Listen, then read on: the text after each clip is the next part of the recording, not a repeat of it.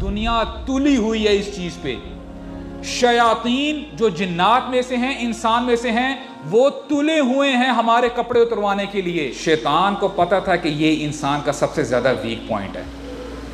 شیطان نے اس کو شرک کا نہیں کہا, قتل کرنے کا نہیں کہا, اس نے کہا کہ یہ انسان کا ویک پوائنٹ ہے, لیٹ می اٹیک. اب شیطان کا اس ٹائم سے لے کے آج تک کا ایکسپیرینس ہے, اس کے پاس صرف ایک طریقہ نہیں اٹیک کرنے کا, آج بھی وہ اٹیک کرتا ہے.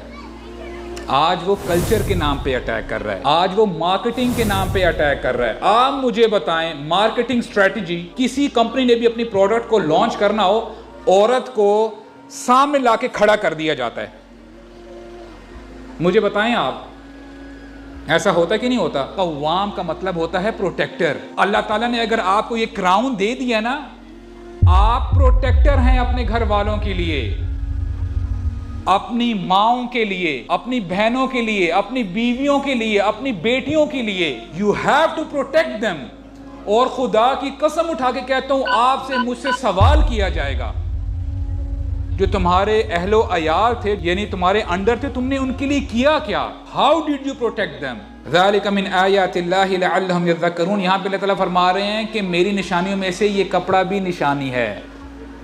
کیا تم یہ نشانی پکڑتے ہو کہ نہیں, اس کو سمجھتے ہو کہ نہیں؟ How many times we have thanked اللہ, یا اللہ آپ کا شکر ہے کہ آپ نے ہمیں لباس عطا کیا ہے. تو یہ جو آج ہم نے سو کولڈ ماڈرنزم کے کپڑے جتنے کم ہوں گے بندہ اتنا ہی ماڈرن کہلایا جائے گا, دس از ویری ویری رانگ. اور ہم یہ پھر شیطان کے ایڈوکیٹ بن رہے ہوتے ہیں جب ہم یہ کہہ رہے ہوتے ہیں. آج سبحان اللہ اگر ہم بات کریں نا کہ سو کولڈ جو ماڈرن لوگ ہیں, ماڈرنسٹ ہیں, یار تم کیا پردے کی بات کر رہے ہو؟ آج کے زمانے میں عبایا پہنو, حجاب لو, ٹھیک ہے, اپنے آپ کو کور کرو, یہ پرانی باتیں مت کرو. تم نے اگر تہذیب دیکھنی ہے دیکھو اپنے ویسٹ میں جا کے دیکھو کتنے یعنی تہذیب یافتہ لوگ ہیں. یہاں پہ آپ دیکھیں دلیل کیا ہے. فار انسٹنس پہلے جو اللہ تعالیٰ نے ہمارے جد امجد جو ان کو پروٹیکٹ کیا ہوا تھا کپڑوں سے, all of a sudden جب وہ کپڑے اتار دیے گئے یا وہ ظاہر ہو گئے ان کی شرم گاہیں, what was the first thing they did?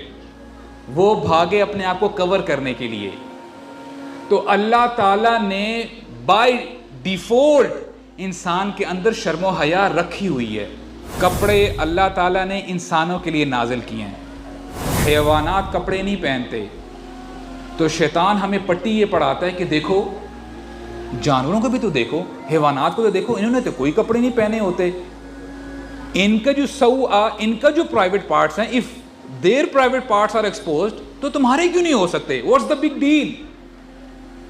اور ہم سو کولڈ نام نہاد مسلمان ہم کہتے ہیں بات تو صحیح کہہ رہا ہے, بات تو صحیح کہہ رہا ہے. تو آپ مجھے بتائیں پھر انسانوں میں اور حیوانات میں کوئی فرق رہ جائے؟